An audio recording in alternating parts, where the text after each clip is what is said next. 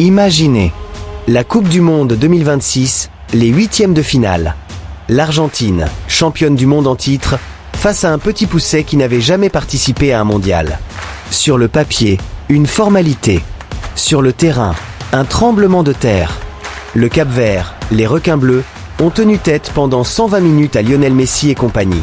Ils ont mené l'Argentine au bord du gouffre. Ils ont égalisé 2 fois. Et ils ont même cru, pendant quelques secondes magiques, à l'exploit du siècle. Bonjour à tous et bienvenue sur la chaîne. Aujourd'hui, on revient en détail sur le match le plus fou de ce début de Coupe du Monde 2026. Argentine 3-2 Cap-Vert après prolongation. Attachez vos ceintures, ça va secouer.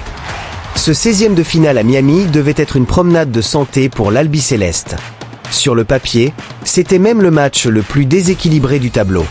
L'Argentine, avec ses stars, sa confiance de championne du monde, et un Messi toujours aussi décisif. En face, le Cap-Vert, première participation à la Coupe du Monde, des joueurs qui jouent pour la plupart dans des championnats modestes, mais avec une envie et une fraîcheur incroyables. Et pourtant, dès les premières minutes, on sent que ce ne sera pas une partie de plaisir. L'ambiance est bouillante. Des dizaines de milliers de supporters argentins ont fait le déplacement, mais les Capverdiens, eux, jouent sans complexe. Le début de match est assez calme. L'Argentine maîtrise, fait tourner le ballon, mais sans grande percussion. Le Cap-Vert est bien organisé, compact, et surtout très sérieux défensivement. Vozina, le gardien capverdien, se distingue déjà par sa qualité de relance au pied. Puis arrive la 29e minute. Le moment Messi. Contrôle orienté parfait, accélération dans la surface, petit enchaînement et frappe croisée. 1-0 pour l'Argentine.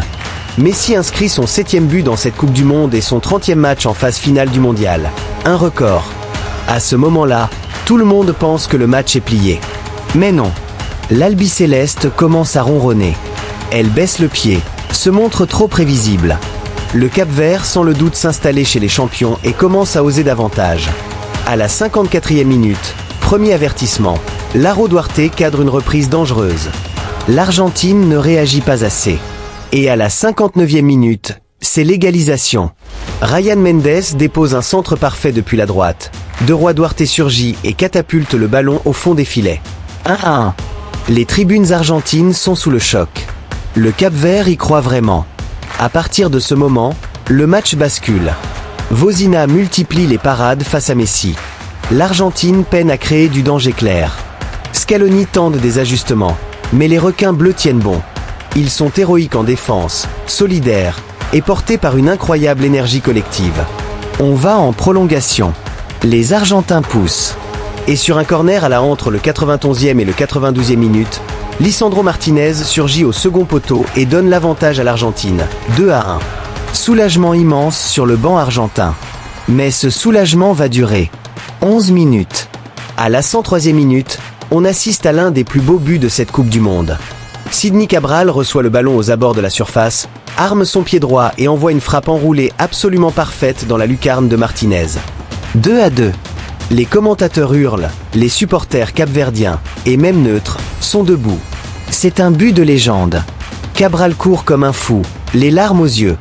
Le Cap-Vert est en train d'écrire l'histoire. L'Argentine est sonnée. Les joueurs sont à bout de force. Les supporters argentins au bord des larmes dans les tribunes.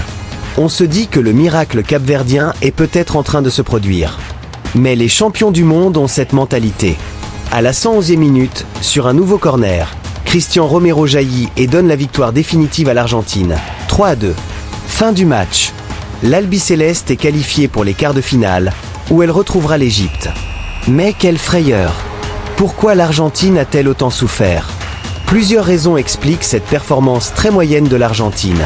Trop de relâchement après l'ouverture du score. Les joueurs ont cru que le match était gagné, point manque de créativité sans Messi en feu. Trop de joueurs ont été transparents, Lautaro Martinez a été très discret. Point la force collective du Cap-Vert. Les requins bleus ont été extraordinaires d'engagement, de discipline tactique et de courage. Ils ont mérité les applaudissements du monde entier. Point les corners.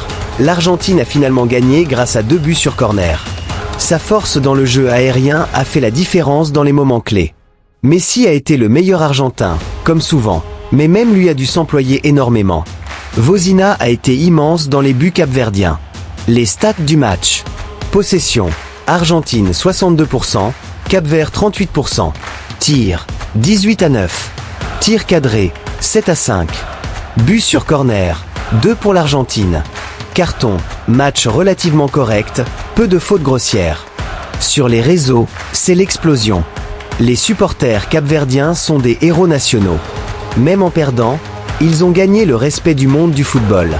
Beaucoup parlent déjà un des plus grands exploits manqués de l'histoire de la Coupe du Monde. Du côté argentin, Scaloni va devoir vite remettre les choses en ordre. Cette équipe est capable du meilleur, mais elle a montré des failles inquiétantes face à une équipe supposée inférieure. La route vers un deuxième titre consécutif s'annonce beaucoup plus compliquée que prévu. Ce match restera dans les mémoires comme un classique. Le Cap-Vert quitte la compétition la tête haute, avec une performance inoubliable. L'Argentine, elle, avance, mais avec la peur au ventre. Messi et ses coéquipiers savent désormais qu'à chaque match, ils devront tout donner. Alors, vous en avez pensé quoi de ce match de folie ? Est-ce que le Cap-Vert mérite d'être considéré comme l'une des plus belles surprises de cette Coupe du Monde ? Dites-moi tout en commentaire. Si vous avez aimé cette vidéo, n'hésitez pas à aimer, à vous abonner et à activer la cloche pour ne rien rater des analyses de la Coupe du Monde 2026. On se retrouve très vite pour le prochain match de l'Argentine. Allez, portez-vous bien et vive le football!